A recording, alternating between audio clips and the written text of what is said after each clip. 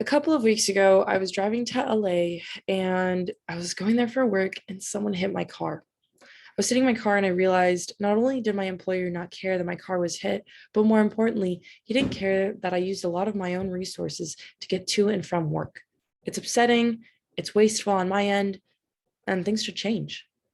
Okay, on that note, according to a survey in the report created by Charlene Bird, Michael Burrows, and Brian McKenzie titled Travel Time to Work in the United States 2019, conducted by the US Census Bureau and created on March 18th, 2021, it states, in the year 2019, the average one-way commute in the United States increased to a new high of 27.6 minutes. That's almost a 3-minute increase from 2006. That means that a lot of people are starting to travel further and further for work, or just traffic is getting worse. Regardless, it's upsetting. With that not so fun fact provided, I will be discussing commuter benefits, which is company paid home to work commuting, by first speaking about the financial resources saved by potential employees.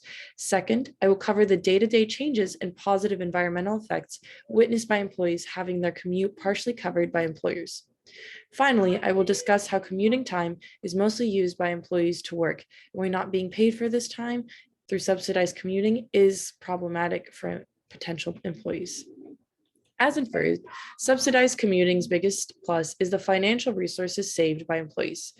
In commuter benefit programs, employees can get a limit or pay a limit of $270 a month with their pre-tax money. This results in employees usually saving $700 per year, since the money deducted after the employee's taxes comes after the commuter benefit is paid for. To note, this $270 limit can be applied to both commuting, such as public transport, or even parking, like parking meters, since most employees might prefer driving over public transport. Large cities like New York and San Francisco have already implemented these commuter benefit programs, and another city that it will be applying this commuter benefit program soon will be Los Angeles.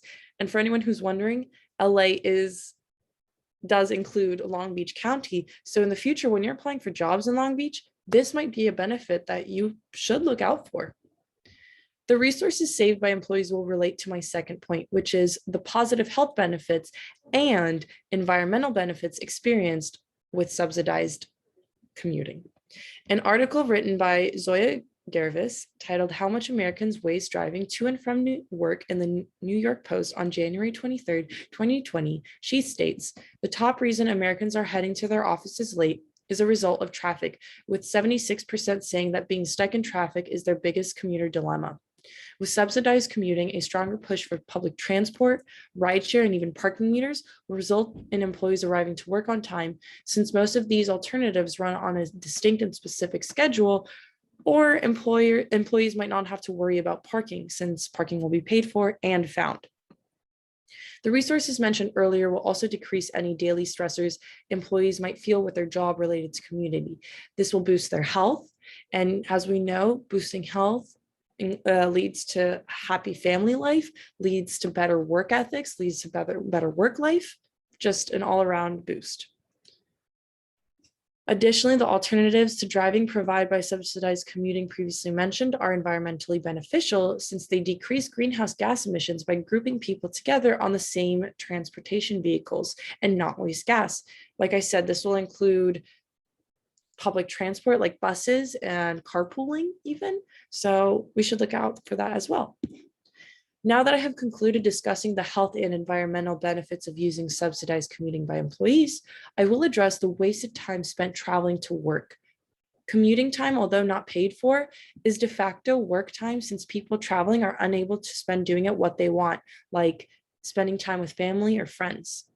In an article written by A.J. Jones on Medium titled Your Employee Should Be Funding Your Commute, written on September 2nd, 2018, he explains a 2015 ruling by the European Court of Justice recognized that for some European workers, commuting time is working time. Let me say that again. Commuting time is working time. This conclusion was made when employees explained how the time used to commute to their jobs was only used for working, since in a space like a train, you can't go paint. The only thing you can do is either sit on your phone or work and check your emails.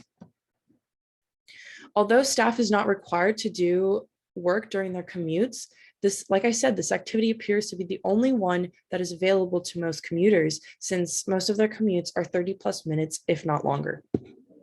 Subsidized commuting is vital for potential employees to consider. With this lecture, we went over the financial resources saved by potential employees. Afterward, the day-to-day changes and positive environmental effects witnessed by employees was discussed. And finally, the improper use of commuting time was considered when deciding on a job based on subsidized commuting. As of right now, only $7.3 billion is used annually for commuter subsidization and is used to offset parking and travel costs. You should really begin to consider this because you might begin to travel very far for your jobs. Thank you.